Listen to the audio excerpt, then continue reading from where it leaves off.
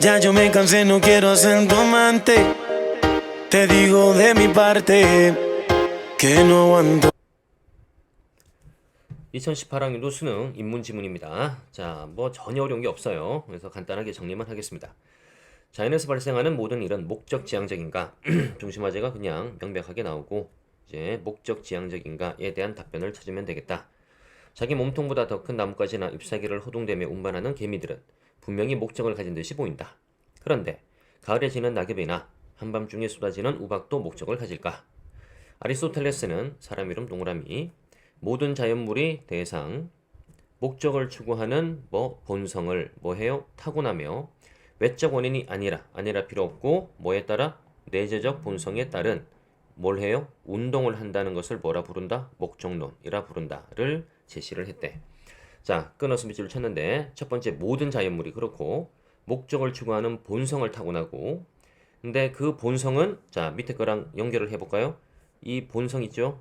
자, 본성은 무슨 본성이야? 내재적 본성이야. 그지? 연결해서 우리가 내용 정리를 하면 되겠네. 자, 그 다음에 다시 내재적 본성에 따른 운동을 한다. 목적을 추구하는 본성을 타고나고 이 내재적 본성에 따라 운동을 한다. 됐죠? 그는 자연물이 단순히 목적을 가지는데 그치는 게 아니라 목적을 실현할 능력도 타고나며 니가는 새로운 정보 목적을 실현할 능력도 타고난다 외에도 타고난다. 그 목적은 방해받지 않는 한 반드시 실현된다 해서 반드시 실현된다.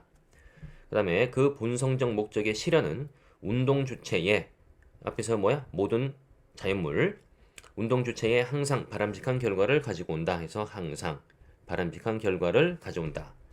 아리스토텔레스는 이러한 자신의 견해를 자연은 헛된 일을 하지 않는다라는 말로 요약한다. 그래서 뭐 일단락에 아리스토텔레스의 견해만 정리하면 되겠습니다. 근대 접어들어 자 시기가 바뀌었고 접어들어 모든 사물이 생명력을 갖지 않는 일종의 기계라는 견해가 강조되면서 자 근대의 견해는 뭐냐? 모든 사물이 생명력을 갖지 않는 일종의 뭐다? 기계다라는 게 근대의 견해고 아리스토텔레스의 목적론은 비과학적이란 이유로 자 이유 비판의 이유 비과학적이다는 이유로 많은 비판에 직면을 한다. 그럼 뒤에 상수로 나오겠지. 자 갈릴레이는 사람 동그라미 목적론적 설명이 과학적 설명으로 사용될 수 없다. 앞에 나왔던 뭐다? 비과학적이다. 그 다음에 베이컨 사람 동그라미 목적에 대한 탐구가 과학에 뭐하다? 무익하다. 스피노자 사람 동그라미 목적론이 자연에 대한 이해를 왜곡한다. 자연에 대한 이해를 왜곡한다. 전부 다 뭐 비과학적이다 라는 맥락으로 읽어주면 되겠고 이들의 비판은 해서 앞의 내용을 한번 묻고 그 다음에 목적론이 인간 이외의 자연물도 이성을 갖는다는 것으로 의인화한다는 것이다 라고 썼지만 뭐다 이거는 지금 앞에 비판하는 거지 그지? 해서 자 인간 이외의 자연물도 이성을 갖는 것으로 의인화한다라고 뭐 한다? 앞에 비판했다. 그래서 앞에 내용을 종합 정리하면 이런 거다라고 한마디로 정리할 수 있다. 뭐 이런 의도입니다. 자 그러나 이런 비판과는 달리 자 또다시 반박 아리스토텔레스는 아까 동그라미 쳤으니까 됐고 자연물을 생물과 무생물 또 생물은 식물, 동물, 인간으로 나누고 인간만이 이성을 지닌다고 생각을 했어요. 그래서 아리스토의 생각은 인간만이 이성을 가자. 그런데 여기 좀 보다 보면 자, 잘 봐. 아리스토텔레스의 견해가 주로 1단락이 나왔죠. 근데 2단락이 하나 나왔지? 나 같으면 자, 여기 봐. 여기 아리스토텔레스가 있고 아리스토텔레스의 또 다른 견해가 뭐야? 인간만이 이성을 지니고 있죠. 이렇게 서로 동떨어져 있었을 때 처리를 하는 방식은 이 아리스토텔레스의 견해를 위로 이렇게 올려놓는 거예요. 이렇게 위랑 이렇게 연결을 해놓으면 아리스토텔레스의 견해가 한 곳에 뭉쳐있는 놈 말고 동떨어져 있는 놈이지만 시각적으로 빨리 눈으로 확인할 수 있겠지 그지? 그래서 이런 것들이 세로줄을 쳤을 때에 얻을 수 있는 장점 중에 하나입니다. 한번 활용해 보시기 바래. 자, 됐죠? 그다음 일부 현대학자들은 자 이번엔 현대학자들이 주체고 근대 서상가들이 누굽니까? 바로 앞의 내용들 당시 과학에 기초한 기계론적 모형이 더 설득력을 갖는다는 일종의 교조적 믿음에 의존했을 뿐까지 일단 끊어서 읽어보면 자 위의 사람들은 당시 과학에 기초한 기계론적 모형이 있었나 이런 것들을 기계론적 모형이라 했나봐.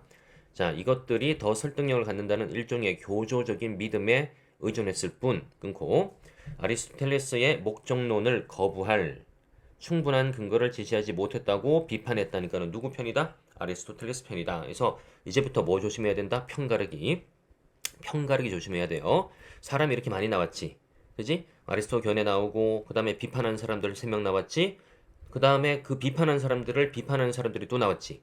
하니까는 되게 등장인물이 많죠? 이럴 때는 뭐 해야 된다? 편가르기를 잘 해야 돼. 자, 계속해서 이런 맥락에서 블로티는 사람 동그라미 치고 근대 과학이 자연의 목적이 없음을 보여주지 못했대. 그지? 보여주지 못했고 그렇게 하려는 시도조차 하지 않았다고 지적을 했다. 뭐 지적했다 다른 말로 문맥상 비판했다.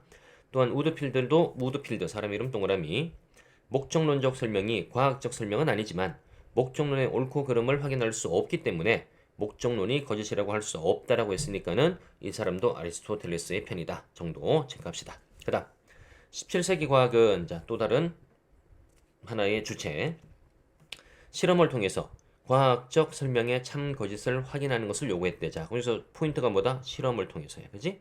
실험을 통해서. 그 다음에 참과 거짓을 확인하는 것을 요구를 했대요. 실험을 통해서 확인하는 것을 근대 17세기 과학은 요구를 했고 그러한 경향은 생명체를 비롯한 세상의 모든 것이 물질로만 구성된다는 물질론으로 이어졌으며 라고 했는데 자, 새로운 개념 물질론 그다음 물질론의 개념은 수식으로 나오네.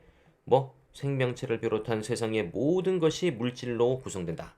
그다음에 물질론 가운데 또 일부는 모든 생물학적 과정이 이번에는 봐 생물학적 과정이야. 과정이 물리화학적 법칙으로 설명된다라는 환원론으로 이어졌다. 하니까는 요들의 관계를 뭐 그닥 중요하지 않지만 자 잠깐만 보면 17세기 과학은 요거죠. 실험을 통해서 확인하는 거였고 실험을 통해서 확인하는 요 경향 때문에 그 다음 단계가 뭐다? 물질론이 생겼고 그 다음에 물질론으로 이어졌고 물질론의 일부가 무엇으로 이어졌다? 환원론으로 이어졌대요. 그래서 단계가 이렇게 간다 정도. 그 다음 자 이런 환원론은 살아있는 생명체가 죽은 물질과 다르지 않음을 함축하니까는 죽은 물질과 같다.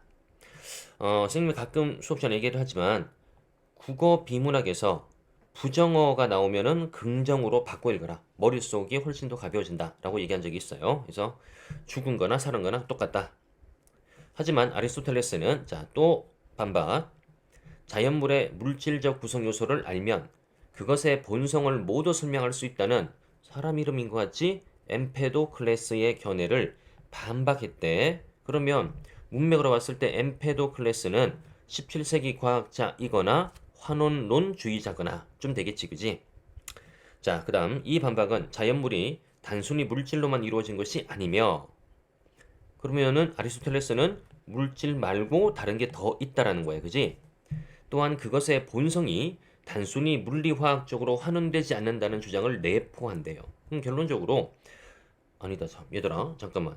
엠페도클레스의 견해를 반박을 했는데 아리스토텔레스가 그러면은 아리스토텔레스가 17세기 사람은 아닐 거 아니야. 아니잖아, 그지? 그러면은 이 사람은 언제적 사람일까? 모르겠네. 모르겠어. 중요하지 않고. 대신에 엠페도클레스는 그러면은 환원론이나 뭐 물질론의 견해를 가지고 있었던 어떤 시대 사람이었나 보다. 정도까지만 합시다. 중요한 건 그게 아니고 자, 아리스토텔레스는 어떻게 반박을 해? 자연물이 물질로만 이루어진 것도 아니고 그 다음에 그것의 본성이 환원되지도 않는다. 그냥 환원론도 틀렸다라는 얘기를 했대요. 자, 마지막 첨단 과학의 발전에도 불구하고 생명체의 존재 원리와 이유를 정확히 규명하는 과제는 아직도 진행 중이다에서 뭘 할 수 있어? 이걸 전체에 중심하지. 요거네. 확인했어요? 뭐 한 번 더. 전체의 화제는 생명체의 존재 원리와 이유에 대한 여러 사람들의 견해. 그 중에 중심은 아리스토텔레스. 이렇게 이제 정리가 되겠고. 자, 정확히 규명하는 과제는 아직도 진행 중이다. 자연물의 구성 요소에 대한 아리스토텔레스의 탐구는 자연물이 존재하고 운동하는 원리와 이유를 밝히려는 것이었고, 그의 목적론은 지금까지 이어지는 그러한 탐구의 출발점이라 할 수 있다니까. 이게 뭡니까? 이 연구의 가치. 이 가치를 우리가 국어 시험지에서 흔히 볼 수 있는 말은 의의라고 부릅니다. 자, 다 읽었는데 뭐 전혀 복잡한 내용 없죠? 없고 뭐 여담이지만 선생님이 생각할 때는 요 글을 쓰신 분은 기독교나 가톨릭 약간의 종교적 성향을 좀 많이 가지신 분 같아요. 그래서 나오는 이제 여러 비판의 대상이 되는 학자들, 그 다음에 아리스토를 옹호하는 학자들, 이런 사람들 이름을 보니까 선생님이 살짝 그런 추측이 드는데, 뭐 좋다 나쁘다의 의미가 아니라 그냥 그렇다라는 얘기 정도만 여담으로 들어주시면 되겠습니다. 어려운 거 없죠? 네, 한번 문제 풀어보시기 바랍니다. 수고했습니다.